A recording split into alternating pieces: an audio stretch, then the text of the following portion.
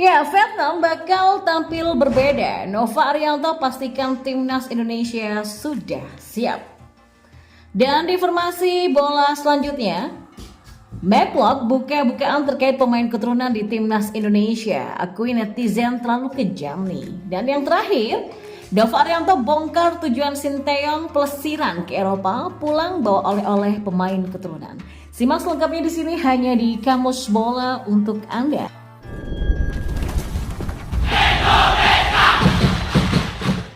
Tim nasional Vietnam berpotensi tampil berbeda saat melawan timnas Indonesia di laga lanjutan kualifikasi Piala Dunia 2026 zona Asia.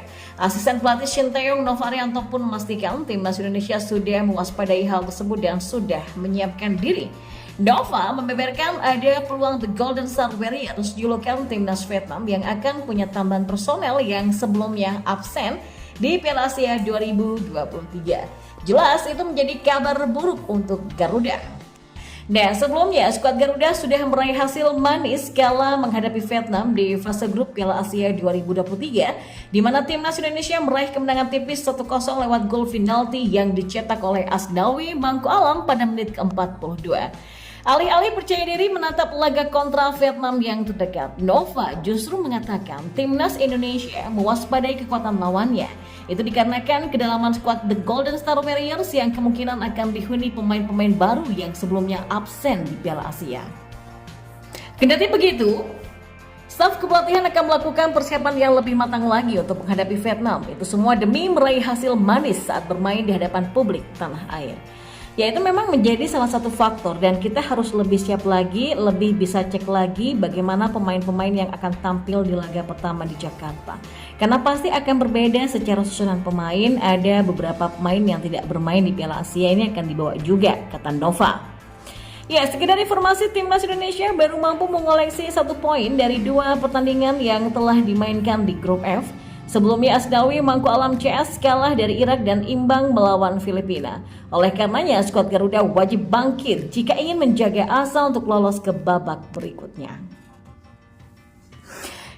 Dan kita beralih ke informasi bola yang lainnya. Ya, gelandang timnas Indonesia Matchlock mengakui banyak pihak yang masih membedakan pemain keturunan dan lokal. Klok sendiri bisa memperkuat Indonesia dengan status pemain naturalisasi meski tidak berdarah Indonesia. Selain itu ada beberapa pemain yang tampil bagi skuad Garuda karena punya keturunan Indonesia. Mereka sama-sama bertarung untuk negara meski kritik terus muncul. Saat skuad Garuda kalah, mereka ikut menjadi korban dari netizen yang kecewa dengan permainan timnas. Menurut Matchlock, saat ini masih ada sentimen negatif untuk pemain keturunan atau naturalisasi. Dia merasakan langsung setelah beberapa kali mendapatkan panggilan ke skuad Garuda. Total sudah 19 caps yang dia dapatkan sejak resmi menjadi WNI. Oh, saya masih ingat, ada sedikit cerita. Saya pemain naturalisasi. Saya dari luar datang ke sini terus setelah itu main bola untuk Indonesia.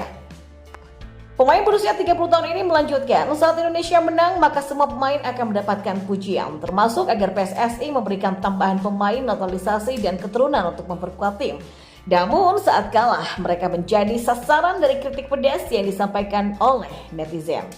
Waktu kita main untuk negara, kalau kita menang atau kita main bagus, saya mau main bagus semua. Oh, kita butuh lebih pemain naturalisasi, kita nggak usah pakai lokal, itu yang bagus. Terus kalau kita kalah, main jelek, mereka bilang, oh kita harus pakai yang lebih banyak pemain lokal, nggak usah pemain naturalisasi, terlalu banyak provokasi. Dan terlalu banyak kebencian, terlalu banyak diferensiasi, katanya. Klok pun menilai di internal timnas Indonesia kondisinya berbeda. Baik pemain keturunan dan lokal sama-sama saling bekerja sama dengan baik. Mereka bahkan cukup akrab di TC yang sedang berlangsung. Hal tersebut yang membuat dia cukup bingung karena di luar sana kritik terus bermunculan untuk timnas.